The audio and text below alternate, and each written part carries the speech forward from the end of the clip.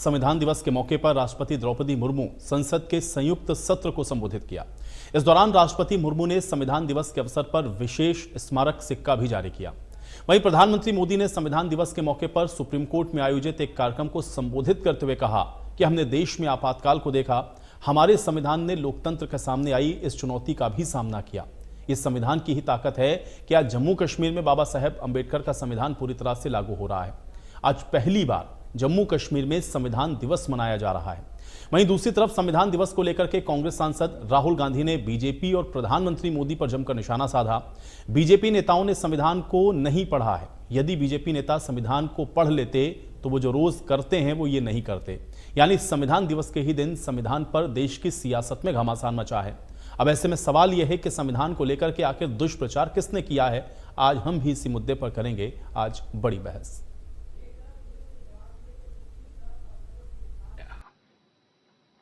साथियों, हमारा संविधान हमारे वर्तमान और हमारे भविष्य का मार्गदर्शक है। बीते 75 वर्षों में देश के सामने जो भी चुनौतियां आई हैं, हमारे संविधान ने हर उस चुनौती का समाधान करने के लिए उचित मार्ग दिखाया है। इसी कालखंड में आपातकाल जैसा समय भी आया और हमारे संविधान ने लोकतंत्र के सामने आई इस चुनौती का भी सामना किया। हमारा संविधान देश की हर जरूरत, हर अपेक्षा पर खरा उतरा है। संविधान से मिली इस शक्ति की वजह से ही आज जम्मू कश्मीर में भी बाबा साहब का संविधान पूरी तरह लागू हुआ है।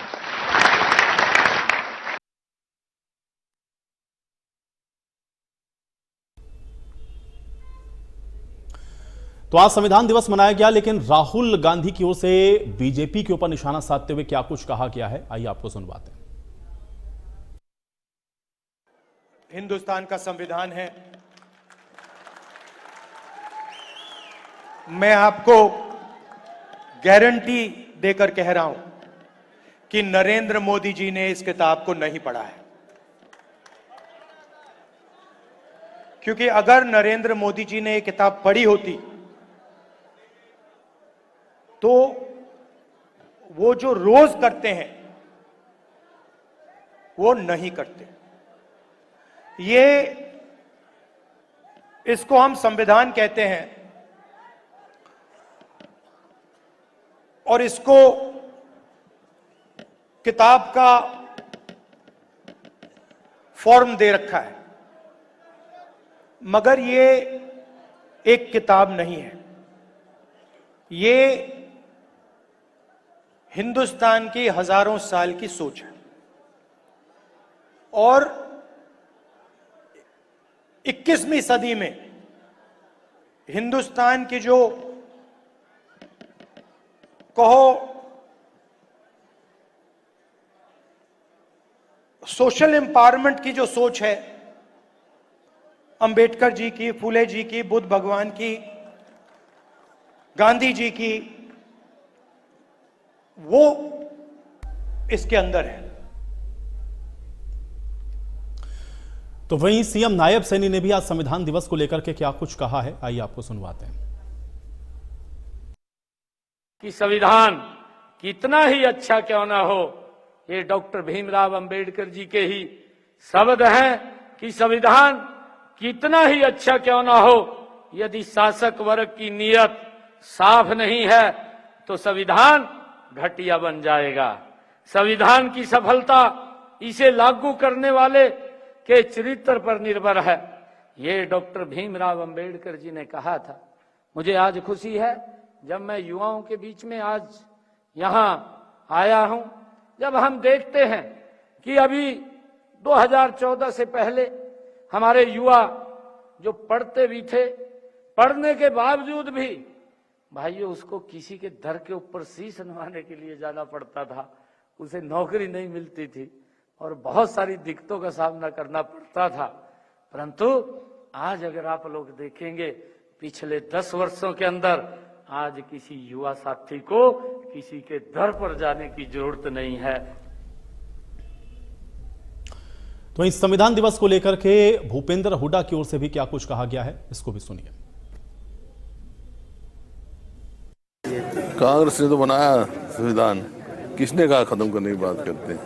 कोई नहीं कह सकता। संविधान देश की आत्मा बनी हुई है और इसका मजबूत रखने के लिए सबसे बड़ी जिम्मेवारी कांग्रेस की है। कांग्रेस पूरा संविधान को कमजोर नहीं होने देगी, नहीं होने नहीं देना। किसी पे कोई प्रयास करे तो नहीं होने देना उसको।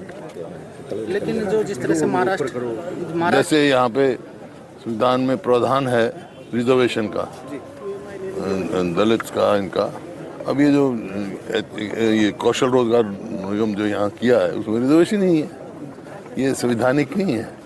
इस प्रकार से कोई भी किसी तरह भी डायरेक्ट इनडायरेक्ट संविधान कमजोर करने का प्रयास नहीं करना चाहिए, उसको कमजोर नहीं होने देंगे। देखिए, मैं फिर कह रहा हूँ, जिस भी देश की दुनिया में जिस भी देश की राजनीतिक सोच कमजोर होगी वहाँ पर संविधान कुचले जाते हैं, वहाँ लोगों के अधिकार कुचले जाते हैं। और जिस भी देश की राजनीतिक सोच मजबूत होती है वो देश सारी दुनिया में अच्छे के लिए और आगे बढ़ते हुए सबके कल्याणकारी जीवन की कामना करते हैं। तो आज देश संविधान दिवस को मना रहा है, लेकिन इस संविधान दिवस को ही लेकर के आप देख रहे हैं कि किस तरीके का सियासी घमासान भी है। एक तरफ तो संविधान को आत्मसात करने की बात, संविधान को बचाने की बात और संविधान के जरिए देश को आगे बढ़ाने की बात है, तो दूसरी तरफ इसी पर हो रही राजनीति के मायने क्या हैं, आज इसको समझते हैं। सभी मेहमान हमारे साथ जुड़ गए हैं, पहले उनका परिचय आपके साथ करवा देते हैं। विदु रावल जी हमारे साथ जुड़ रहे हैं, भारतीय जनता पार्टी के प्रवक्ता हैं। विदु रावल जी, स्वागत है आपका। वेद प्रकाश विद्रोही जी हमारे साथ जुड़ रहे हैं, कांग्रेस पार्टी के प्रवक्ता हैं। वेद प्रकाश विद्रोही जी, आपका भी स्वागत। अमनदीप केसरी जी हैं हमारे साथ, इंडियन नेशनल लोकदल के प्रवक्ता हैं। अमनदीप केसरी जी, आपका स्वागत। और प्रदीप नरूला जी हैं हमारे साथ, पॉलिटिकल एक्सपर्ट हैं। प्रदीप नरूला जी, आपका भी आज चर्चा में स्वागत है। विदु रावल जी, आपसे चर्चा की शुरुआत कर रहा हूं। एक तो आज देश में हम लोगों ने देखा कि संविधान दिवस मनाया जा रहा है, सभी जगहों पर इसको लेकर के कार्यक्रमों का आयोजन भी हुआ, हरियाणा में भी अलग अलग जगहों पर कार्यक्रम थे। लेकिन इसको लेकर के जो हो रही राजनीति है, या अभी आप राहुल गांधी को सुन रहे होंगे, वो तो डंके की चोट पर कह रहे हैं कि मैं दावे के साथ कह सकता हूं कि प्रधानमंत्री नरेंद्र मोदी ने यह संविधान नहीं पढ़ा होगा। कैसे देखते हैं इसको आप? आयुष जी, आपको नमस्कार और आपके माध्यम से इंडिया न्यूज देख रहे सभी दर्शकों को और जो हमारे पैनलिस्ट हैं साथी सभी पार्टियों से उनको भी नमस्ते। देखिए, आज संविधान दिवस है।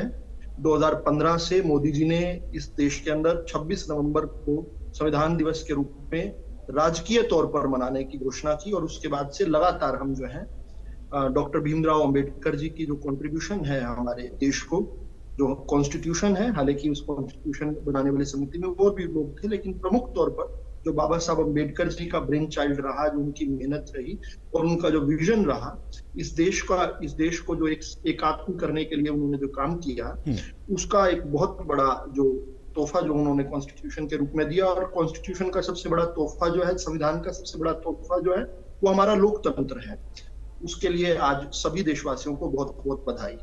देखिए, जब भारत आजाद हुआ था तो उस समय हम बहुत सारी चुनौतियों से घिरे हुए थे और उन चुनौतियों से बाहर निकालने के लिए इस देश के संविधान ने बहुत महत्वपूर्ण भूमिका निभाई। उस समय हम जानते हैं किस प्रकार से गरीबी, भूखमरी, कम पढ़ी लिखी आबादी और विभाजन की विभीषिका हम झेल कर ही हटे थे। लोकतंत्र का कोई स्ट्रक्चर नहीं था, कोई तैयारी नहीं थी इस प्रकार की। उन परिस्थितियों से किस प्रकार से हमें बाबा साहब अम्बेडकर जी के संविधान ने बाहर निकाला और उसी के तहत जो है हम आज लोकतंत्र जो है इतना परिपक्व और इतना ज्वलंत जो है, माफी चाहूंगा, इतना जीवंत जो लोकतंत्र है आज वो हमारे सामने आया हुआ है। लेकिन बड़ी बात यह है कि इस पर समय समय पर प्रहार होते रहे। वो राहुल गांधी जी जो आज छोटी सी पुस्तिका लेकर घूमते हैं और उसको संविधान बताते हैं, कुछ मीडिया रिपोर्ट्स में आया कि वो अंदर से सब पन्ने जो है उसके खाली थे, ऐसा भी कुछ आया, लेकिन मैंने खुद व्यक्तिगत रूप से नहीं देखी तो मैं तस्दीक नहीं कर सकता। तो मेरे लिए भी वैसे मानना मुश्किल है कि संविधान के 448 आर्टिकल्स, संविधान के 25 पार्ट्स और 12 शेड्यूल जो है उस छोटी सी पुस्तिका में कैसे आ सकते हैं।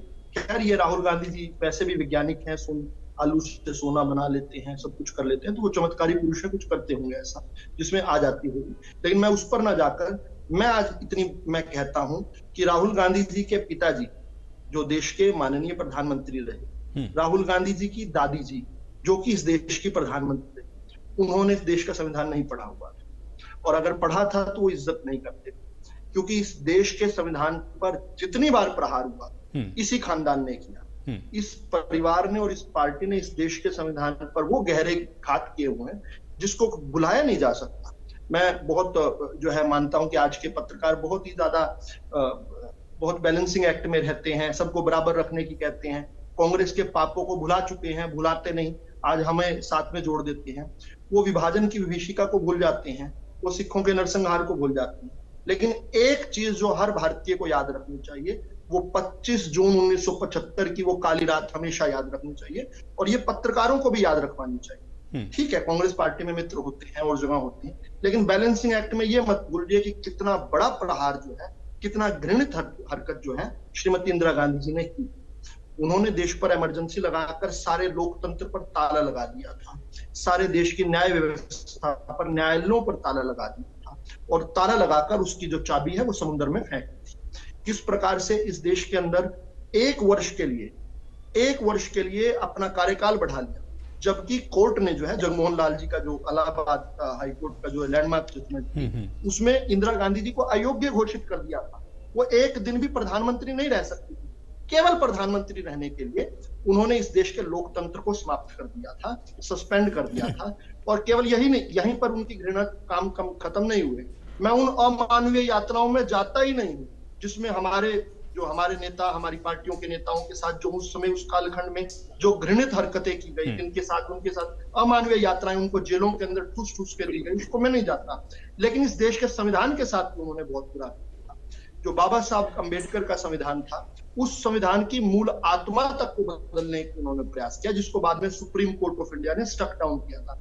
42वां संशोधन जो कहते हैं, जो इंदिरा गांधी जी ने उस इमरजेंसी के दौरान, जब सारा देश का विपक्ष जेल में बैठा था, उस समय पूरे के पूरे संविधान को बदल डाला। 42वां संशोधन को मिनी कॉन्स्टिट्यूशन कहते हैं। उसमें किस प्रकार से 14 नए आर्टिकल जोड़ दिए, 40 आर्टिकल उसमें अमेंड किए गए, संविधान के अंदर 2 पार्ट और जोड़ दिए गए, और उसके बाद एक शेड्यूल और जोड़ दिया गया। इसको इंदिरा गांधी का संविधान कहते हैं, जो बाबा साहब अम्बेडकर का संविधान बदल दिया। लेकिन उसके बाद इंदिरा की सत्ता गई और इस देश के सुप्रीम कोर्ट ने वापस बहुत सारी चीजें रिस्टोर की। हालांकि एक चीज जो रिस्टोर नहीं की वो ये थी कि जो बाबा साहब अम्बेडकर के संविधान के अंदर जिस शब्द का उल्लेख नहीं था, और बाबा साहब अम्बेडकर ने खुद ये हमें राइट दिया था कि हम इसको अमेंड कर सकते हैं संविधान को समय समय पर, लेकिन उन्होंने कहा था संविधान की मूल आत्मा जो है उसको नहीं अमेंड किया जा सकता। उसका जो प्रियम्बल है, यानी कि जो संविधान की उद्देशिका है, उसमें छेड़छाड़ नहीं कर सकते। कांग्रेस की नेता और तत्कालीन देश की प्रधानमंत्री श्रीमती इंदिरा गांधी ने वो पाप किया था। उन्होंने मूल आत्मा के साथ प्रहार करके जबरदस्ती सेकुलर शब्द उसमें ठूस दिया, जिसको बाद में जो है एसआर बोमई और यूनियन ऑफ इंडिया आपातकाल की याद दिलाते हुए आप ये कह रहे हैं कि संविधान आज जो हमें ये कह रहे हैं कि हमने नहीं पढ़ा, उनको याद रखना चाहिए। विद्रोही जी जवाब दीजिए। आयुष जी, आपको और सभी साथियों को नमस्कार। संविधान की बात वो कर रहे हैं जिनके वैचारिक पुरखों ने संविधान का विरोध किया था। जिस दिन संविधान लागू हुआ उसके 4 दिन के बाद का आप ऑर्गेनाइजर पढ़ लें, आरएसएस ने इस संविधान को रिजेक्ट किया था, मानने से इनकार किया था, और 50 साल तक झंडा नहीं फहराया कभी देश का। वो हमें शिक्षा दे रहे हैं। दूसरी बात, ये कह रहे हैं आपातकाल गलत था, सही था, इस पर बिल्कुल आप बहस कर सकते हैं, यह आपका लोकतांत्रिक अधिकार है। पर वो भूल गए कि आपातकाल भी इसी संविधान के आर्टिकल 52 के तहत संवैधानिक थी। उस संविधान में अधिकार है कि आप आपातकाल लगा सकते हो। हाँ, आप ये कह सकते हो उसकी जरूरत नहीं थी, ये दुरुपयोग किया, ये आप कह सकते हो, ये आपका अधिकार है। दूसरी बात, ये प्रेम्बल की बात करते हैं। मुझे आश्चर्य होता है कि ये वही तोता रटंत लगाए रहते हैं।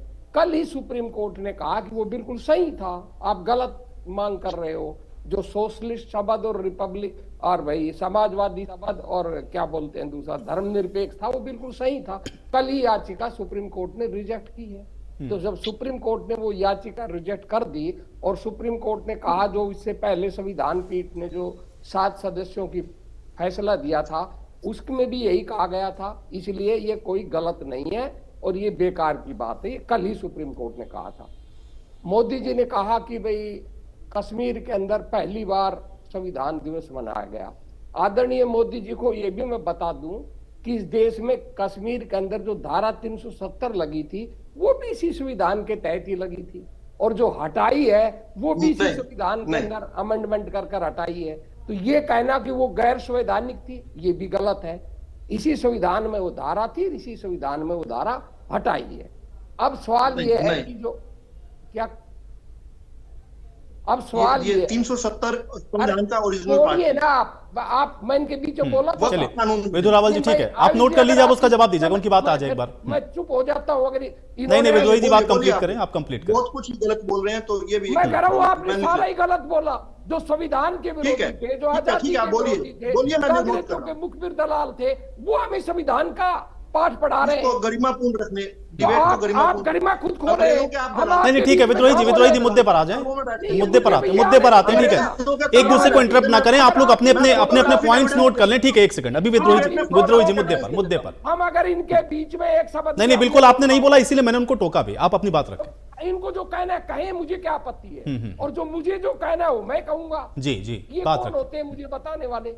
तो अब बात चल रही है कि भाई संविधान पे कौन सही है, संविधान पे खतरा है या नहीं है। संविधान पे खतरा अगर नहीं होता तो देश के प्रधानमंत्री, जो देश के सर्वोच्च नेता होते हैं, वो कटेंगे बटेंगे जैसे नारों का समर्थन नहीं करते, सांप्रदायिक उन्माद फैलाकर वोट नहीं मांगते, और भाजपा के मंत्री संतरी खुलेआम एक वर्ग विशेष को पाकिस्तान रोज भेजने की बात नहीं करते। बहुत से इनके सांसदों ने लोकसभा चुनाव के पूर्व कहा कि भाई 400 लोग आ गए, हम हिंदू राष्ट्र बनाएंगे, हम संविधान को बदलेंगे। ये सारी बातें यही कर रहे हैं, गैर संवैधानिक कार्य ये कर रहे हैं, लोकतांत्रिक परंपराओं को ये नष्ट भ्रष्ट कर रहे हैं, लोकतंत्र को ये मानते नहीं है। कोई भी जो पुरानी लोकतंत्र की परंपराएं हैं उनको ये खत्म कर रहे हैं। संसद में मुद्दे नहीं उठाने देते, संसद बहस का एक केंद्र होता है। आज आप देखिए, मुझे सबसे ज्यादा निराशा इस बात की हुई कि आदरणीय राष्ट्रपति जी हमारे देश की सर्वोच्च होती हैं और वो राजनीति से ऊपर होती है। उन्होंने सभी बातें कही, सबको याद किया, पर जिस व्यक्ति के नेतृत्व में संविधान का निर्माण हुआ था, देश के प्रधानमंत्री जवाहरलाल नेहरू, और जिनके नेतृत्व में संविधान लागू हुआ था, उनकी चर्चा तक नहीं की। आप संविधान की बहस जब हुई थी जिस दिन लागू हुआ था, अगर आप उसका अंतिम जो भाषण है, अंबेडकर जी के अंतिम भाषण का अंतिम बात अगर सुनेंगे, तो अंबेडकर जी ने क्या कहा था कि आज जो संविधान लागू हुआ है और इस संविधान को बनाने में अगर मैं किसी एक व्यक्ति को, किसी को सब श्रेय दूंगा तो वो है जवाहरलाल नेहरू। अगर जवाहरलाल नेहरू ना होते, उनका सहयोग नहीं होता, तो मैं किसी भी तरह इस संविधान को बनाने की स्थिति में नहीं था, क्योंकि बहुत से अवरोध थे, कांग्रेस का बहुमत था और उन लोगों ने अवरोध डाले थे कई मुद्दों पर, परंतु नेहरू जी ने सभी अवरोधों को दूर किया, इस संविधान को बनाने में सबसे ज्यादा योगदान दिया।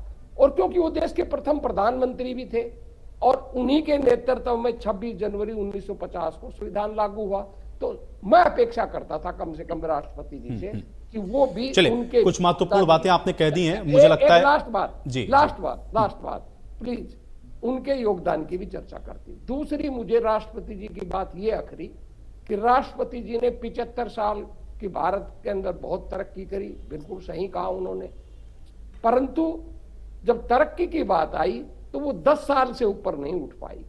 उन्हें राष्ट्रपति अगर ये समझे कि भाई 2014 के बाद ही देश बना है और जो देश की तरक्की 2014 के बाद हुई है, अच्छा होता कि वो पहले की भी कुछ बातें बताती, तो एक राष्ट्रपति का बैलेंस भाषण होता, जो मैं समझता हूं बैलेंस भाषण नहीं। चलिए अमनदीप जी, भाई आज संविधान दिवस मनाया जा रहा है, लेकिन दोनों ही पार्टियों की अपनी अपनी बातें हैं। कोई कह रहा है आपातकाल की याद दिलाते हुए कि भाई संविधान को किस तरीके से कुचला गया, तो दूसरे कह रहे हैं वो हमें क्या संविधान सिखाएंगे, संविधान को कुचलने का प्रयास वो रोज करते हैं। कैसे देखते हैं आप इसको? जी आयुष जी, सबसे पहले तो आपके माध्यम से प्रदेशवासियों को, देशवासियों को संविधान दिवस की बहुत बहुत शुभकामनाएं। और जिस संविधान के बलबूते आज हम पूरी दुनिया में सबसे बड़ा लोकतंत्र बन पाए हैं, और जिस संविधान के बलबूते देश और प्रदेश आज यहाँ तक पहुंचा हुआ है, हमें उस संविधान के निर्माताओं, खासकर भीमराव डॉक्टर अंबेडकर जी और सभी महान नेताओं को भी नमन करना चाहिए, साथ साथ जिनकी सोच से, जिनकी दूरगामी सोच से आज हम ये दिन देख पाए हैं। और आयुष जी देखिए, इसमें मैं दोनों प्रवक्ताओं ने, ठीक है, उसमें काफी चीजें टेक्निकल गिनवाई, मैं इसमें एक चीज और जोड़ देता हूं कि संविधान में directive principles of state policy, खासकर से संविधान की जो आत्मा थी उसके अंदर डॉक्टर भीमराव अंबेडकर का सबसे पहला जो जोर था वो इस चीज पे था कि देश के अंदर जो भी दलित वंचित लोग हैं, किसी प्रकार से, खाली जाति आधारित नहीं, हर तरीके से सोशली इकोनॉमिकली बैकवर्ड है, देश का छोटा किसान है, मेहनत कश वर्ग है, उसको जो ताकत संविधान ने दी, और खासकर से संविधान का फोकस हमेशा से वेलफेयर ऑफ द स्टेट रखने के लिए, उनको कैसे हम उठा करके सबको एक बराबरी का दर्जा दे, संविधान का ये मूल उद्देश्य था। और कहीं ना कहीं ये बात बिल्कुल सच है, जो आज की मौजूदा भारतीय जनता पार्टी की सरकार है, बिल्कुल वैचारिक मतभेद उनके संविधान से बिल्कुल अलग है। वो खुले मंचों पर कहते हैं, आज तो वो बाबा साहब का नाम कई बार ले रहे हैं, लेकिन एक संगठन से जहां से वो पैदा हुए हैं, 1984 से पहले दलित एक सदस्य भी नहीं बन सकते, 1994 से पहले उस संगठन का। इस प्रकार के जो वैचारिक मतभेद हैं, तो और वो संविधान की, और लगातार वो अपने प्रचार के अंदर अपने संगठनों में बार बार बात करते रहते हैं कि संविधान बिल्कुल गलत बनाया है, कांग्रेसी नेताओं ने बनाया है। हम इस बात को नहीं मानते। हम बिल्कुल उन नेताओं को, वो कांग्रेसी नेता नहीं थे, वो देश के बहुत महान नेता थे।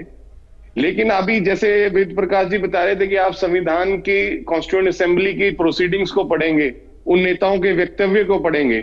एक बड़ी दुखदाई बात है, आज 75वीं वर्षगांठ हम मना रहे हैं, लेकिन जो गिरता हुआ स्तर है खासकर से संसद के अंदर, आप नेताओं के उन भाषणों को, उन वक्तव्य जो पहले 75 वर्ष पहले जो नेता सोच रखते थे देश के प्रति, और आज उनको उठा करके मिलन करेंगे, तो आप देख लेंगे कि किस प्रकार से ये दोनों ही राष्ट्रीय पार्टियां निरंतर देश के राजनीतिक सोच को, सामाजिक सोच को केवल चुनाव जीतने तक ही सीमित रख करके और उसमें निरंतर गिरावट करती जा रही हैं। इसमें कोई दो राय की बात नहीं है कि कहां संविधान एक जो बिल्कुल आखिरी पंक्ति में खड़े हुए व्यक्ति को ताकत देने की बात थी। चौधरी देवीलाल जी अपना संघर्ष इसलिए लड़ा, कांग्रेस पार्टी ने संविधान का भरपूर जो है उस समय फायदा उठाया, लेकिन एक बार निरंतर आप देखेंगे, चाहे मैं नेहरू जी के शासनकाल से लेकर के आऊंगा, क्या सत्ता आम आदमी के दरवाजे तक पहुंच रही थी? क्या जो संविधान के मूल उद्देश्य था, क्या कोई आम आदमी कहीं संसद में, विधानसभा में पहुंच पाता था? इसको लेकर के चौधरी देवीलाल के नेतृत्व में जो समाजवाद का बड़ा आंदोलन चला और लोगों की सत्ता तक, घर तक पहुंचाई, एक आम आदमी, एक आम किसान, आम मजदूर का बच्चा भी उस विधानसभा, उस लोकसभा में पहुंचा और उसको वो ताकत मिली कि वो इस देश के अंदर कानून बना सके, उन लोगों की भावनाओं को पचा सके।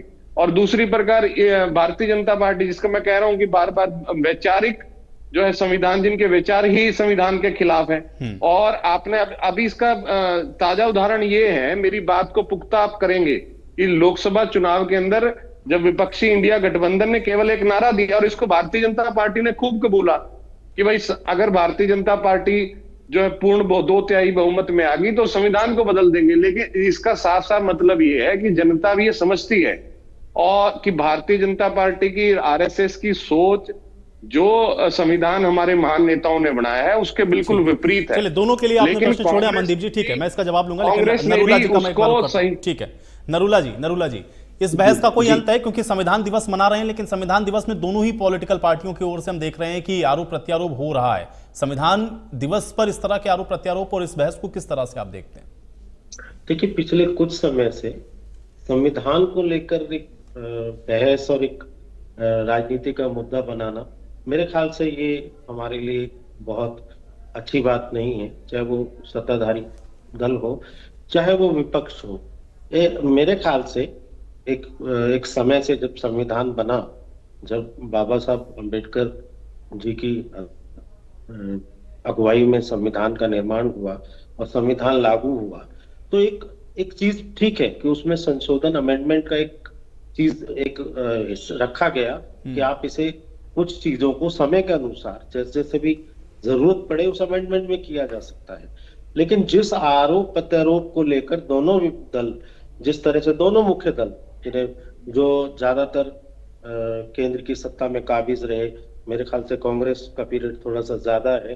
और जब एक दल काफी समय तक सत्ता में रहता है तो बहुत सारी जरूरतों के हिसाब से अमेंडमेंट भी होती हैं, और अगर वो अमेंडमेंट अच्छे के लिए हो, देशवासियों के लिए हो, समय के अनुकूल हो, तो बहुत अच्छा होता है। क्योंकि उस संविधान में ये प्रस्ताव भी ये रखा भी गया है, उस संविधान में इसका प्रयोजन रखा गया है।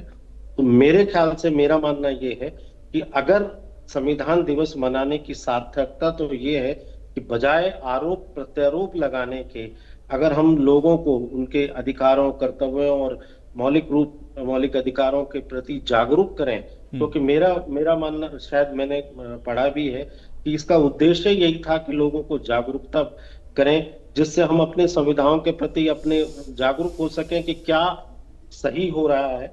केवल राजनीतिक लोगों तक ही सीमित ना रहे ये चीजें, आम लोग भी ये समझें कि अगर कोई संशोधन होता है तो उसके वो होना चाहिए या नहीं होना चाहिए, सिर्फ राजनीतिक दलों तक सीमित ना रहे ये चीज। और यही जागरूकता फैलाने के लिए शायद संविधान दिवस के लिए उसका मनाया जाना शुरू किया गया था, और उसकी कहीं भी सार्थकता नहीं नजर आ रही है। सिर्फ एक प्रोग्राम करके या सिर्फ एक कुछ भाषणबाजी करके या एक दूसरे पर आरोप प्रत्यारोप लगाकर अगर हम ये सार्थकता या हम इस तरह की चीजें सामने लाकर सार्थक प्रयास नहीं करेंगे तो कोई औचित्य नहीं है संविधान दिवस मनाने का। विधु रावल जी, जवाब दीजिए। देखिए, बहुत सारी दुर्भावनाओं से कुछ भ्रम होते हैं और कुछ जानबूझकर चालाकी से या ये जो सत्ता की भूख की पूर्ति के लिए जो है इस प्रकार के किए जाते हैं। और मैं बार बार कहता हूं, अगर शेरों का इतिहास शिकारी लिखेंगे तो शेर को हमेशा एक बदबूदार पशु लिखेंगे, कभी भी उसकी बहादुरी का जिक्र नहीं करेंगे। वो शिकारी को ही महान लिखेंगे हमेशा। तो इसलिए इस प्रकार के भ्रम वर्षों से फैलते फैलते आज बहुत सारे लोगों को वो रियलिटीज लगती, लेकिन आज उसका विवेचना करनी चाहिए, मैं मानता हूँ, और उसकी स्वस्थ विवेचना होनी चाहिए। इसमें कोई इज्जत और बेइज्जती वाली बात नहीं होनी चाहिए। क्या आरएसएस ने राष्ट्रीय ध्वज का कभी अपमान किया? ये आम तौर पर आपको छुट भैया कांग्रेसी भी खड़ा होकर गली में आपको इस प्रकार का बात करता मिलेगा, लेकिन वो ये नहीं जानते, क्योंकि इसमें उनके नेताओं ने उनको नहीं बताया और जानबूझकर नहीं बताया, ये छुपा लिया कि 1950 में ही पंडित नेहरू जी ने इस देश का संविधान जिस साल लागू हुआ था उसी साल नेशनल एल्बम एंड एंथम का एक्ट लगाया था। उस एक्ट में साफ तौर पर यह लिखा था कि देश का संविधान के अनुरूप ही इस देश का जो तिरंगा है वो कुछ खास अवसरों पर, कुछ खास भवनों पर और कुछ खास लोगों द्वारा चलाया गया। केवल आरएसएस का मुख्यालय ही नहीं, और भी देश के अंदर जितने भी सामाजिक राजनीतिक जो मुख्यालय रहे उन पर इस प्रकार का कोई झंडा 1994 तक नहीं फहराया जाता रहा, जब तक नवीन जिंदल जो वर्तमान में भारतीय जनता पार्टी के कुरुक्षेत्र से सांसद हैं, उन्होंने 1992 में एक केस डाला, Naveen Jindal versus state of India, union of India case का नाम है, गूगल कर सकते हैं।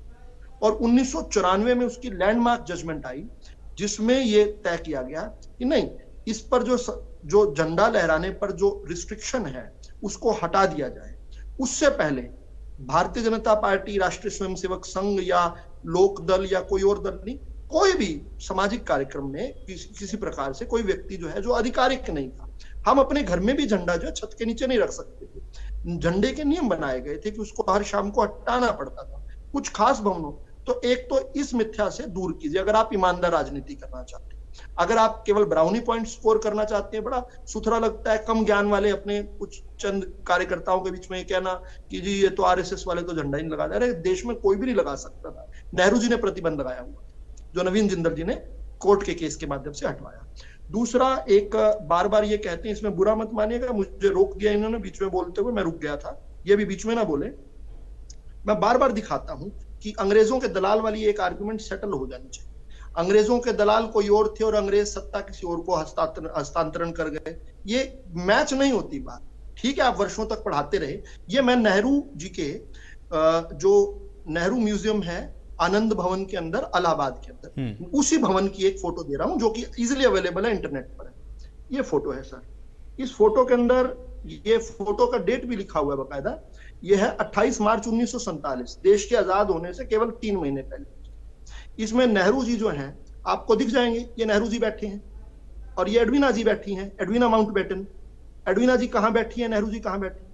तो जिन्होंने अपनी राजनीति अंग्रेजों के तलवों में बैठकर की हो, वो आकर दूसरों को दलाल बोले तो अच्छा नहीं लगता साहब। ठीक है, हम कोई असभ्य आज भाषा नहीं बोलना चाहते, आज वैसे भी संविधान की इज्जत करने का दिवस है, आपस में इस प्रकार की, लेकिन ये सच्चाइयां हैं। आपने छुपाई, आपने अपने हिसाब से इतिहास लिखते रहे, आपका राज था साहब। लेकिन आज तो तार्किक लोग तो पूछेंगे ना, बुद्धि वाले लोग तो पूछने लगेंगे आपसे सवाल, नहीं जवाब दे पाओगे, मुश्किल हो जाएगा आपको। फिर बटेंगे तो कटेंगे, ये मुझे पता है, ये भीतर तक चला गया है। ये केवल जनता के नहीं, कांग्रेसियों के भी भीतर तक जा चुका है और जाना चाहिए। बहुत देर से आया नारा है, बहुत जरूरी नारा है। ये इसलिए जरूरी है क्योंकि किस प्रकार से कांग्रेस ने अपनी सत्ता की भूख की पूर्ति करने के लिए एक इस प्रकार का कॉम्बिनेशन बना लिया था कि वो सत्ता से कभी जाए ना। उन्होंने एक जो विभाजन के लिए जिम्मेदार एक पक्ष था, उनमें से कुछ लोग जो रह गए थे हिंदुस्तान में, उन्होंने उनको अपने साथ ये जोड़कर इस डर में लगा लिया कि भाई आप तो हमारे साथ ही रहेंगे, और मान लिया कि वो पक्ष इनसे कभी नहीं छूटेगा। उनकी शिक्षा के लिए, उनके विकास के लिए, उनके उत्थान के लिए कोई काम नहीं किया, लेकिन उनको वोट बैंक के तौर पर अपना एक वोट पिगी बैंक बनाकर रख लिया। साथ में क्या करते थे कि कोई एक जगह पर जाति में विभाजन करके कोई एक जाति को साथ लगा लेते थे। एक बड़ी हचरज भरी बात जो है वो इनेलो के प्रवक्ता ने भी की, मैं उनको भी क्षमा करने को तैयार हूं, क्योंकि वो नहीं जानते हम क्या हैं, इसलिए दूर से बैठकर, नदी के बाहर बैठकर गहराई नहीं पता चलती। इन्होंने कहा जी कोई दलित सदस्य नहीं था। साहब हमारे यहाँ तो दलित स्वर्ण का कोई मामला ही नहीं। हम तो जो हमारा बचपन से हम निकले हैं, शाखाओं में पढ़ते हुए, हम तो ये गुनगुनाते निकले कि भूल से भी मुख पे जाति पंथ की ना बात हो, भाषा प्रांत के लिए कभी ना रक्तपात हो, फूट का बड़ा गड़ा है फोड़ कर बढ़े चलो, संगठन गढ़े चलो, सुपंथ पर बढ़े चलो। ये हमारे संस्कारों में निहित है। ये विधु रावल जैसे असंख्य स्वयं सेवकों ने रोज सुबह शाखा में कंठस्थ किया हुआ है। हमारे यहाँ पर सह भोज के कार्यक्रम रहते हैं, हमारे यहाँ मातृहस्त भोज के कार्यक्रम रहते हैं। और इसलिए आपका यह भी दावा गलत है कि संगठनों में, हमारी संगठन की बैठकों में, पहले तो साहब आप हमारी संगठन की बैठकों में आई कब होंगे? तो आपको क्या पता कि संविधान को ना मानने के लिए कहा जाता है? ये गलत आरोप है, इनसे बचना चाहिए। मैं कभी नहीं ये कहता कि जाकर जो खुले तौर पर आपकी पार्टी के लोग, तो कुरुक्षेत्र में आपके पार्टी के सुप्रीमो या अभय चौटाला जी बोल देता हूँ, सुप्रीमो तो ओम प्रकाश जी हैं शायद, तो उन्होंने खुले तौर पर कहा यह जाट और बनिया की लड़ाई, दो जातियों का नाम लेकर उन्होंने कहा। हमने कहा हमारे यहाँ पर ऐसा नहीं दिखेगा आपको। फिर एक और बात जो है हमारे ध्यान में आनी चाहिए, ये झूठ है। ये देश के संविधान के अंदर लेटर एडिशन था, लेटरल एडिशन था। 370 जो था कांग्रेस के द्वारा लगाया गया गैर जरूरी, गैर वाजिब था, और यह 370 ही कश्मीर के अंदर देश का संविधान ना लागू हो पाए, इसके प्रबंध था पूरे। लेकिन मैं सीधे मैं बहुत समय नहीं लेकर यह बताना चाहता हूं कि आज जो कांग्रेस की सत्ता की भूख है वो इस संविधान को कमजोर कर रही है। मैं 3 चुनौतियां बताता हूं जो इस देश के संविधान के सामने है, और वो सीधे सीधे कांग्रेस पार्टी और राहुल गांधी से है। नंबर 1, संविधान का तोहफा है ये लोकतंत्र। संविधान एक टूल था जिससे हमें आम जनता को लोकतंत्र में विश्वास पैदा हो पाए। उस लोकतंत्र के प्रति राहुल गांधी और कांग्रेस पार्टी बड़ी बेशर्मी के साथ जो है अविश्वास पैदा कर रही है।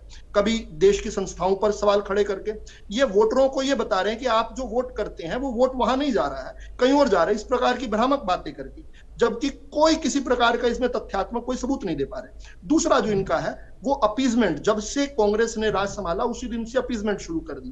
कुछ लोग जिनको आज तक ये अपोज नहीं करते, जो कहते हैं कि संविधान से बड़ी शरीयत है, वहां जाकर ये कतई नहीं बात करते बेरोजगारी की, महंगाई की, विकास की। वहां पर तो नहीं करते, ये हमारे लिए तो विकास बेरोजगारी महंगाई है, लेकिन उन मोहल्लों में, उन इलाकों में जाकर वहां बात नहीं करते। वो खुले तौर पर ये कहना कि शरीयत है, और उन लोगों के पास जाकर उनके पैरों में बैठकर उनसे चुनाव दर चुनाव समर्थन लेते हैं। अभी नोमानी साहब के चित्र जो है अभी खूब देखे होंगे आपने महाराष्ट्र में, फतवे जारी करवाते हैं साहब ये लोग। ये संविधान के, जो संविधान से बड़ा शरीयत को मानते हैं, उनके साथ खड़े होना मुझे लगता है कि कहीं ना कहीं अंबेडकर साहब की वो है। और तीसरी है भारत के अंदर डिवीजन करना, जातिगत जनगणना की बात करना, जबकि नेहरू जी ने तो रोकी थी ये 1950 में तो रोकी गई। और मैं खत्म कर रहा हूं, केवल 30 सेकंड में खत्म कर रहा हूं, केवल 30 सेकंड। तो आप इस समय अगर आत्मविश्लेषण करें और ईमानदारी से करें तो इस समय देश के संविधान के प्रति सबसे बड़ी जो चुनौती है संविधान के सामने, वो राहुल गांधी और कांग्रेस बनते जा रहे हैं। और आपको इसकी बजाय बचत करनी चाहिए। और करना क्या चाहिए? संविधान की केवल पुस्तक दिखाकर, ऐसे लहरा कर दिखाने की बजाय आपको संविधान को आत्मसात करना चाहिए, उसकी वैल्यू। आपने समय समय पर तोड़ा है। विद्रोही राजीव जी। गांधी ने शाहबानो के केस चलिए में आपने सारे जवाब दिया, अभी अब विद्रोही जी का समय। विद्रोही जी। आयुष जी, झूठ बोलना, अर्ध सत्य बोलना, आधे सत्य रखना, अफवाह उड़ाना, ये भाजपा संघ का पैदाइशी षड्यंत्र है। इन्होंने कहा कि भाई झंडा फहराने की बात, अरे भाई 15 अगस्त 26 जनवरी को झंडा फहराने का अधिकार सभी को था। उसी संदर्भ में मैंने बात कही थी। कभी इन 2 दिनों को छोड़कर तो मैं मानता हूं कि भाई जैसे अब जो झंडा कोई भी लगा, इन दोनों दिनों जो है नागपुर के शाहीबाग में भी और रश्मिबाग में दोनों जगह, फिर आप बीच में बोल रहे हैं, फिर बीच में बोल रहे हैं सर, फिर असत्य बोल रहे हैं। अब चलिए आप असत्य बोल रहे हैं। नहीं, ये गूगल कर लीजिए। नागपुर में 2 कार्यालय, क्या दूं? तो मैं प्रमाण दे दूंगा, मैं मुफ्त में का भी प्रमाण दूंगा। सुनिए, तो ये असत्य बोलना इनकी आदत है। पहले 15 अगस्त और 26 जनवरी को फहराया जाता था नागपुर में झंडा, नहीं फहराया जाता। और नागपुर के दोनों कार्यालय, अरे सर नहीं फहराया जाता, आयुष जी नहीं फहराया जाता था। आप सुनिए ना, आयुष जी नहीं सुनना चाहते, मैं चुप हो जाता हूँ। पहली बार 2000 में फहराया है, उससे पहले नहीं फहराया जाता। 2002 में, हाँ 2002 में या 2001 में, दो सभी दिनों के लिए वो परमानेंट होगा, वो कुछ भी है, वो मैं हो सकता है वो परमानेंट फहराया गया। हाँ कोई बात नहीं, कोई बात नहीं, कोई बात नहीं। चलिए, पहली बार तब फहराया गया है और मेरे पास उस केस की पूरी डिटेल है। 2000 में 3 युवकों ने, जो कांग्रेस के कार्यकर्ता थे, उन्होंने 26 जनवरी को झंडा फहराया था आरएसएस के कार्यालय में नागपुर में। उनके खिलाफ मुकदमा दर्ज हुआ और उनके खिलाफ कार्रवाई हुई और 9 साल तक उन्होंने नागपुर की अदालत में मुकदमा सहा। फिर कांग्रेस का जब राज आया तब वो बरी हुए थे। ये तो उनको, इनके खिलाफ मुकदमा था, उसके मुकदमे के नंबर। कांग्रेस का तो राज महाराष्ट्र में और देश में था, 9 साल बाद थोड़ी राज हुआ। बीच में नहीं था, बीच में। अरे 1999 से लेकर 2014 तक कांग्रेस का राज रहा वहां। अरे भैया, झूठ तो आपकी बातों में से झूठ निकल रहा है। दिल्ली में नहीं था ना, मैं तो केंद्र की बात कर, वो केंद्र की बात कर रहा हूँ मैं। बात क्या कर रहा हूँ? 2004 से लेकर 14 तक केंद्र अरे नहीं था, वाजपेयी जी का राज था। अब ये फिर बीच देखो आयुष जी, अगर आप बोलेंगे तो मैं चुप हो जाता हूँ। नहीं बीच में, ठीक है, एक सेकंड, ठीक है विद्रोही जी। हाँ विद्रोही, ये असत्य बोलते हैं, इनको अपने राज का नहीं मालूम कि हम कब दिल्ली में राज करते। 4 से 14 आपका था कि नहीं था? अरे मैं केंद्र की बात कर रहा हूँ। केंद्र में 4 से 14 आपका था या नहीं था? मैं कह रहा हूँ मुकदमा 2000 में दर्ज हुआ था। मैंने क्या समझ वो 2000 से 2004 के बीच का केंद्र सरकार का वो जिक्र कर रहे हैं, वाजपेयी जी का राज। 2009 में वो बरी हुए हैं, 2008 या 9 में वो बरी हुए हैं। उनके खिलाफ मुकदमा चला था 3 उनके खिलाफ। ये कह रहे हैं कि कभी हुआ नहीं, तो असत्य ना बोले। किस चीज का मुकदमा था वो? कौन सी धारा लगी थी? झंडा फहरा, अब वो नहीं निकालना पड़ेगा। मैं इसी की धारा लगी थी, बता दूंगा। 300। अरे मेरे पास पूरा रिकॉर्ड है, मैं बता माफी चाहूंगा, बीच में बोलने के लिए माफी चाह रहा हूं मैं। आईपीसी की धारा 378 ट्रेस पासिंग इलीगल ट्रेसपासिंग और वंस प्रीमिसेस, दूसरे के घर में जबरदस्ती घुस जाओगे तो धारा लगेगी। मैंने क्या कहा था सर? आप जबरदस्ती किसी के घर में दीवार। चलिए विदुर रावल जी, एक सेकंड, अभी थोड़ा सा क्लैरिफिकेशन होने दीजिए ना। ठीक है वेद प्रकाश जी, ठीक है, अब आपने बता दिया ना कौन सी धारा लगी थी, क्या लगा था। ठीक है वेद प्रकाश जी, मैंने क्या कहा था कि उन 3 युवकों ने आरएसएस के मुख्यालय में घुसकर झंडा फहराया था। मैंने यही शब्द तो प्रयोग किया। जबरदस्ती, इलीगली घुस नहीं घुस करके फहराना विदुर रावल जी जबरदस्ती हुआ ना, परमिशन से तो जाएगा नहीं, घुस करके वो कह रहे हैं घुस करके लगी थी। अगर मैं आज भी विद्रोही के घर पर जबरदस्ती घुस जाऊं और बाद में जाकर झंडा फहरा दूं तो मुझे नहीं, वो मान रहे हैं विदुर रावल जी, वो कहां उससे इनकार कर रहे हैं विद्रोही जी? ये तो कह रहे हैं झंडा लगाने पर केस चला, झंडा लगाने पर चला था, जबरदस्ती घर में घुसने पर केस चला। चलिए विदुर रावल जी, चलिए विदुर रावल जी, ठीक है, अभी विद्रोही जी ठीक है। अच्छा ये बताओ विद्रोही जी, आपके घर में नहीं विद्रोह रावल जी, अरे विद्रोह रावल जी भाई ठीक है। हो गया न्याय जी, अगर आप इनको नहीं अगर मैं घुस जाऊंगा मुझे भी केस चलेगा भाई। चलिए विद्रोह रावल जी, एक सेकंड, अभी विद्रोही जी नहीं विद्रोही जी ठीक है। अरे भाई विद्रोही जी की बात आने जी, आपने अपनी बातों को कह दिया ना, ठीक है विद्रोही जी। किसी को बोलने नहीं देता। नहीं ठीक है, अरे विद्रोही जी ठीक है, आगे क्या है, आगे बढ़े। मैंने खुद कहा है सर, जब ये आरएसएस झंडा नहीं फहराते थे, आंदोलन किया था उन्होंने, जबरदस्ती गए थे, मैं खुद कहा है मैंने आपसे। अगर कोई किसी संस्था के अंदर राष्ट्रीय ध्वज फहराता है, वो इतना बड़ा अपराध हो गया क्या कि उसके लाल चौक पर क्यों नहीं गए वो? लाल चौक पर झंडा फहराने क्यों नहीं गए? लाल चौक पर तो नरेंद्र आयुष जी मोदी को यार चुप कराओ ना, यही तो दिक्कत है इनके साथ। ठीक है विद्रोही जी, आरएसएस के दफ्तर में पहुंच गए, लाल चौक अरे पर क्या पहुंच पाए। दिक्कत है भाई? आप इन्हीं की सुनिए, हम नहीं नहीं विदुर रावल जी, एक सेकंड भाई, बात तो आने दीजिए, बात आने दीजिए, ठीक है। अब वो कहां गए कहां नहीं गए, ठीक है, उसका ही तो वो जिक्र करेंगे ना, वो नहीं गए तो उसको आप बताइएगा, ठीक है वेद प्रकाश जी। तो अगर वो गए, उनके खिलाफ इन्होंने मुकदमा दर्ज कराया, उन्होंने कोई तोड़फोड़ नहीं की थी, कोई चोरी नहीं की थी। अगर ये झंडे का सम्मान करते तो उसे छोड़ भी सकते थे, पर इन्होंने नहीं छोड़ा क्योंकि ये थोड़ा ही था बाद में। तिरंगा झंडा के खिलाफ थे और लगातार झंडे के 3 रंगों के विरोध में ये विरोध करते रहे। उनके ऐतिहासिक दस्तावेज मौजूद है। दूसरी बात, इन्होंने संविधान की बात कही। अब इनको इतना भी नहीं मालूम, जिस ये छोटी किताब का जिक्र कर रहे हैं कि राहुल गांधी वो कैसे आ गया, वो स्वयं मोदी जी ने गोविंद जी जो राष्ट्रपति थे 17 या 18 के अंदर वो सरकार ने ही किताब छापी थी और उसकी पहली प्रति आदरणीय राम गोविंद जी को दी गई थी, रामनाथ कोविंद जी को, और वो सभी सांसदों को बांटी गई थी, वो लघु स्वरूप। जब इनको ये नहीं मालूम कि इनकी ही सरकार के द्वारा छपी हुई किताब है संविधान की और हमें लेक्चर दे रहे हैं। दूसरी बात, ये कह रहे हैं कि मैं आरएसएस ने कभी विरोध नहीं किया। सर, मैं प्रमाण है मेरे पास लिखित, आप क्या कहते हैं आयुष जी तीसरी बार ये कह रहे हैं वही बात, 1993 तक सबूत दे दूंगा, सबूत दे दूंगा, देना इन्होंने कुछ है नहीं। फिर आप इन्हीं से सबूत दे ही दो ना भाई। आप इन्हीं से सुनिए, आज नकद कल उधार, आप इन्हीं से सुनो। मैं भी तो आपको तुरंत सबूत दिखाया ना, तलवों में बैठे हुए नेहरू जी। हाँ, उसका भी दूंगा, मैंने दिखाया ना। अरे मैं दूंगा ना उसका भी जवाब। मैं दे दूंगा भाई, मैं दे रहा हूँ, उसका भी जवाब दे रहे हैं, उनके सुन ले। अरे मैं उसका भी जवाब दूंगा, सुन लीजिए ना। जो दे रहे हैं उनकी तो सुन लो भाई। आयुष जी, अगर आप इनको नहीं चुप नहीं विद्रोही जी ठीक है, बुलाते हैं, मत बुलाया करो, आप बीजेपी को बुला लिया करो। नहीं बात रखें आप। क्या इनको म्यूट क्यों नहीं करते? आपके पास बटन है म्यूट का, कर सकते हो आप। अभिव्यक्ति की आजादी की तो आप बात नहीं सबको बात रखने का अधिकार है। मैं बोल तो रहा हूँ, आप अपनी बात रखिए विद्रोही जी, आप बात तो रख ही रहे ना। चलिए, यही संविधान विरोधी है, यही लोकतंत्र में आस्था नहीं रखना। सारी बात कह दी और बाद में इस प्रकार से नखरे भी कर रहे हैं। चलिए सारी कह दी बात। चलिए ठीक है, जल्दी, ठीक है विद्रोही जी की बात एक बार आ जाए। विद्रोही जी एक सेकंड, हाँ विद्रोही जी कंप्लीट करें। तो सर, ये वो किताब देख ले। अब वो नेहरू जी की तस्वीर पर आ जाओ, क्योंकि इनको तस्वीरों में घालमेल करना, गलत ढंग से पेश करना, क्योंकि खुद इनका चरित्रहीन लोग हैं। सर, नेहरू जी के खुद के घर की है अरे सुनिए, नेहरू जी के घर की नहीं है, नेहरू जी के घर की नहीं है, अरे नहीं है, आनंद भवन में वो लगी हुई है। सुनिए, आनंद भवन के अंदर वो लगी हुई है, घर की तस्वीर नहीं है। अब वो तस्वीर है राष्ट्रपति भवन की, ये पढ़िए। हाँ, आनंद भवन के अंदर लगी हुई है, आनंद भवन में लगी हुई है। नहीं आनंद भवन ठीक है, वो म्यूजियम है, म्यूजियम में लगी हुई तस्वीर है, लगी हुई है, ठीक है। वो मैंने थोड़ी लगाई हुई है। अरे ठीक है, थोड़ी लगाई है, ठीक है। मैं कह रहा हूँ तस्वीर सच्ची है ना। तो तलवे में बैठते थे। आप सुनने को चंद्रशेखर आजाद के खिलाफ मुखबरी करते थे। विदुर रावल जी भाई सुनिए तो, वो उससे आगे क्या कह रहे हैं, ठीक है वो मान तो रहे हैं, बैठे। भारत के अंदर पुलिस किसने भेजी थी?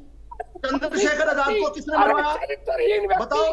अरे झूठे व्यक्ति भाई, ये गलत है, ऐसे नहीं, इतना गुस्सा ना करो, इतना गुस्सा ना करो। चरित्रहीन तो आपने ईवीएम को बना रखा है फिलहाल आजकल के दिन में। नहीं आयुष जी, झूठा व्यक्ति जो होता है वो शोर मचाता है। चंद्रशेखर आजाद पंडित नेहरू से मिलकर गए, नहीं है सर, आधे घंटे के बाद उनके ऊपर पुलिस ने पकड़ लिया, बुलाया था, उन्हें घेर लिया।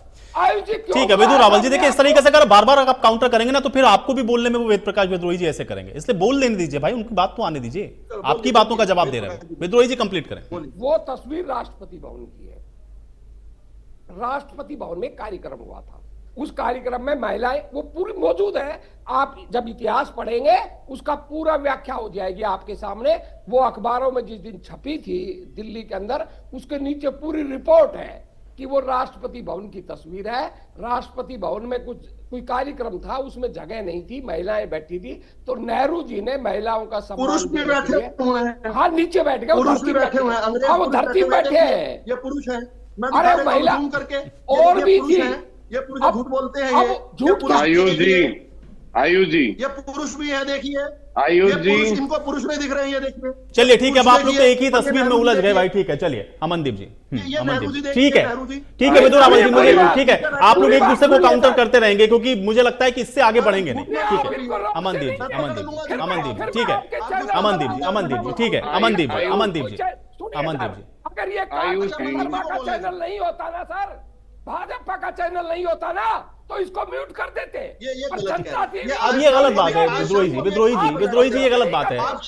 आपको भी मैं उतना ही समय दे रहा हूं जितना मैंने विदु रावल जी को दिया है, बल्कि उससे ज्यादा ही समय मैंने आपको दिया है। अब आप लोग एक दूसरे को काउंटर कर रहे हैं तो उसमें मैं, ठीक है, एक सेकंड आरोप, ठीक है वेद प्रकाश विद्रोही जी, ये आरोप इससे आगे बढ़ जाइए। अगर ये भाजपा का चैनल होता तो फिर आपको आमंत्रित भी नहीं किया जाता, आपको बुलाया है, आप अपनी बात रख रहे हैं, आरोप मत लगाइए इस तरह से। ठीक है अमनदीप जी, विद्रोही जी, धैर्य रखें। अमनदीप जी, विदु रावल जी, ठीक है। अरे विदु रावल जी, विद्रोही जी, ठीक है। अमनदीप जी, अरे विद्रोही जी, उनको म्यूट करने पर आप भी म्यूट हो जाएंगे। विद्रोही जी मेरी बात सुनिए, विद्रोही जी मेरी बात सुनिए, जब आरोप लगा रहे हैं तो फिर मेरी बात सुनिए। विद्रोही जी आरोप लगाने से पहले मेरी बात सुनिए। अगर म्यूट करूंगा मैं उनको तो आप भी म्यूट होंगे, आप भी म्यूट हो जाएंगे, इसलिए म्यूट नहीं कर सकता हूं। कुछ तकनीकी बाध्यताएं भी मेरे सामने हैं, इसलिए नहीं कर सकता हूं। तकनीकी बाध्यताएं हैं मेरे सामने, आप भी म्यूट हो जाएंगे, कोई फायदा नहीं होगा। इसलिए आरोप लगाने से पहले थोड़ा सा उसके पीछे के तथ्य समझ लें। अब ठीक है अमनदीप जी, ठीक है अमनदीप जी। आयुष जी, जो विद्रोही जी कह रहे हैं वो बिल्कुल सच बात है। आरएसएस के माउथ पीस, जो मुख्य इनका पत्र था, ऑर्गेनाइजर ने 17 जुलाई 1947 को एक लेख लिखा कि जिसमें विरोध किया गया तिरंगे का, और कहा गया कि भगवा को राष्ट्रीय ध्वज माना जाए। और 22 जुलाई 1947 को, अरे यार अब ये देखिए आपके, अब विदु रावल जी बिल्कुल, अरे यार विदु रावल जी भाई बोलने दीजिए विदु रावल जी, नहीं ऐसा नहीं। आप अपने समय में जब उम्मीद करते हैं कि लोग आपको बोलने दे तो आप उनको भी बोलने दीजिए ना। और विदु रावल, आयुष जी, आप मैं और ये सारे तथ्य छोड़ देता हूं, आप केवल विदु रावल जी के बयान को ही उठा लीजिए और इसी से पता लग जाएगा कि इनके वैचारिक क्या है संविधान के प्रति। इन्होंने अपने वक्तव्य में कहा कि जो विभाजन के तरफ जो लोग दोषी थे, वो जो छूट गए थे पीछे, वो कांग्रेस ने यहाँ रख लिए। और आज संविधान दिवस है जिसमें लिखा हुआ है कि धर्मनिरपेक्षता, जिसमें लिखा होगा कि कोई जातिवाद के भेदभाव नहीं होगा। और फिर इन्होंने एक और बात जोड़ी जाति वाली, कि भाई उनको रख लिया और फिर हर जगह एक जाति को उनके साथ जोड़कर एक वोट बैंक बना दिया। इस प्रकार के जो भावना निकल कर आती है, जब आप तेल डालते हैं ना, जो अंदर से कीड़े निकल करके आते हैं, वो लोग, ये स्पष्ट है, किसी और को कोई प्रत्यक्ष को प्रमाण की आवश्यकता नहीं है। इन लोगों का जो विचार है, इन लोगों की भावना जो है भारत के प्रति, भारत के लोगों के प्रति, संविधान के प्रति, वो क्या है। आयुष जी, एक और आपका झूठ इनके आपके चैनल पे इन्होंने बोला, बहुत बड़े बड़े, इनकी बड़ी टीम है रिसर्च की, मैं 10 मिनट इनको फिर देता हूं। इन्होंने कहा कि अभय चौटाला ने कहा कि जाट और बनिए की लड़ाई, ऐसा एक भी वीडियो, एक भी बयान की क्लिप दिखा दें। आपके चैनल पे झूठ बोला, इस पर तो सर, अरे आप दिखा दो ना, आपको 10 मिनट दिए, ढूंढ लो, आपकी तो बड़ी रिसर्चर टीम है, एक भी क्लिप दिखा दो जो ये सजा देंगे। आज संविधान दिवस पे बोल करके, इतना ज्यादा झूठ बोल करके, हालांकि नहीं बोला उन्होंने, दिखाओ। ठीक है विदु रावल जी, आप ढूंढिए, अगर वो मिल जाए तो दिखाइएगा। अमनदीप जी, हाँ अमनदीप जी। नहीं, मैं आपको भी आयोजित चेताता हूं, देखिए ये इस बात के ऊपर कानूनी कार्रवाई भी हो सकती है। ऐसा शब्द अगर बोला होता, आप समझ रहे हैं कि लोकतंत्र के अंदर एक नेता ने चुनाव लड़ते हुए और ऐसा शब्द बोला है और उन पे कोई कार्रवाई ना हो। उन्होंने कहा, जो शब्द उन्होंने कहे मैं दोहराता हूं, और उन्हीं शब्दों की लड़ाई आज देश में चल रही है लोकतंत्र बचाने की। उन्होंने कहा कि पूंजीपति की और एक किसान की लड़ाई है। जो पूंजीपतिवाद को ये देश सौंपना चाहते हैं, जो मूल भावना संविधान की, उसके खिलाफ ये देश को चलाना चाहते हैं। मूल भावनाओं में देश कोई प्रॉफिट लॉस की एंटिटी नहीं था, वो देश लोगों के वेलफेयर के लिए था, लोगों के लाभ, लोगों के भलाई के लिए था। कोई हानि लाभ का सौदा नहीं करना हमने देश की सरकारों के अंदर। जो आपने पूंजीपति को ताकत दे दी, देश का संविधान सबको बराबर कहता है, चाहे अडानी हो और चाहे मेरे जैसा गरीब व्यक्ति हो, सबका हक बराबर है। लेकिन जो इनके विचार हैं वो यही विचार है कि भैया, आई बात समझ में, दिखा दो, दिखा दो, नहीं दोगे। ये है ऑडियो वीडियो के साथ, ये ऊपर कैप्शन लिखे हुए हैं, ये जाट नहीं, मैं आयुष जी आपसे निवेदन करूंगा, एक बार ये ऑडियो चला दें। आयुष जी निवेदन करूंगा, झूठ बोल रहे हैं, वरना बिल्कुल केस होगा। मैं तो कह रहा हूँ आयुष जी ऑडियो चलाइए। नहीं, ठीक है, ऑडियो सुना दीजिए एक बार, विदु रावल जी सुनाइए। सुनाइए उसमें क्या कहा। विधु रावल जी सुना दीजिए, सुनाइए क्या कहा। मैं कह रहा हूँ आयुष जी सुनाओ। विधु रावल जी सुनाइए। नहीं सुनाएगा। विधु रावल जी माइक के पास ले जाकर के उस ऑडियो को प्ले कर सुनाएगा, दें। झूठा आदमी है। मैं कह रहा हूँ ऑडियो चला दे, चैनल को चला दे, माइक के पास ले जाकर के एक बार उसको ऑडियो को प्ले कर दें। मैं फिर से कोशिश एक बार फिर से कर लेते हैं। इनसे नहीं होगा ना, झूठ है। सुनो, अरे बोलने दो ना। वोट दे दोगे नहीं दोगे? माइक पे लगाइए। और कैप्शन लिखा भी हुआ है बल्कि। अरे कैप्शन नहीं, आपको आयुष जी खुली छूट है, चलवाइए इनसे। आप भी चलवा दीजिए अपने चैनल के माध्यम से। अरे झूठा आदमी, मैं वेद प्रकाश जी से भी निवेदन करूंगा, ये तो ऐसा पकड़ा जाता है। अरे बिल्कुल झूठ, निरा झूठ। अरे ये कोई पहली बार थोड़ी है, निरा झूठा आदमी ये है। चलिए ठीक है, अब चूंकि ऑडियो नहीं आ रही है, ऑडियो उनकी यहां तक नहीं आ रही, इसलिए मैं ठीक है, इसलिए उसमें कितनी सच्चाई है उसको मैं भी इंडोर्स नहीं कर सकता। ठीक है नरूला जी, नरूला जी, ये संविधान दिवस ऐसे आपके साथ होगा क्या? आप ऑडियो चलवा दें। कह रहा हूँ आयुष जी आपको भी खुली छूट है, आप ऑडियो चलवा दें। अरे ये मेरे पास वो वीडियो होता तो मैं भी चलवा देता, लेकिन उनकी ऑडियो तो नहीं आ रही कम से कम। ठीक है, मैं वही तो कह रहा हूँ, इस प्रकार के झूठे लोग हैं, इन्होंने संविधान सभा में खड़ा होकर विरोध किया ट्राई कलर का। ठीक है, चलिए विधु रावल जी एक सेकंड। प्रदीप नरूला जी, ये संविधान दिवस फिर मनाने का क्या फायदा अगर इस तरह की तस्वीरें हैं तो? देखिए, आपने जो चीज अभी दिखाई है सारे लोगों ने देखी है, और ये तो संविधान दिवस पे इस तरह की राजनीतिक दलों का आपसी जो राजनीति, कम से कम इस दिन तो राजनीति ना करके एक सार्थक बयानबाजी या सार्थक बहस की जाए कि संविधान ने हमें क्या। अच्छा होता कि सभी ये बताते हैं कि संविधान की मूल भावनाएं क्या हैं, आम आदमी इसके प्रति जागरूक हो, उनके कर्तव्य क्या हैं, उनके मौलिक अधिकार क्या हैं। वो चीजें अगर सब बार बार रिपीट होती तो शायद इस दिवस का कोई लाभ होता, कोई संविधान दिवस की सार्थकता सामने आती। मेरा मानना ये है कि अगर ऐसे दिन मनाए जाते हैं तो इस तरह की बहस नहीं होनी चाहिए। ये दिन और बहुत है, आप कल भी इस तरह की आरोप प्रत्यारोप जो जितने बिल्कुल प्रदीप नरूला जी, जो आपने बात कही है वही सबसे महत्वपूर्ण है। मुझे लगता है कि पॉलिटिकल पार्टीज को भी इस पर थोड़ा सा ध्यान देना चाहिए। आप किसी बात के साथ आज मैं चर्चा यहीं समाप्त कर रहा हूं। शुक्रिया आप लोगों ने समय निकाला, आज की चर्चा का आप लोग हिस्सा बने। तो संविधान दिवस तो देश में मनाया जा रहा है, लेकिन इस पर एक राजनीतिक बहस भी है। अब ये राजनीतिक बहस किस ओर जा रही है, ये जनता को भी बड़ी करीबी से देखना है, क्योंकि संविधान हमारे और आपके सबके लिए बना हुआ है, लेकिन इसकी मूल भावना के साथ कौन है ये हमें और आपको तय करना है। आज बड़ी बहस में मेरे साथ फिलहाल इतना है।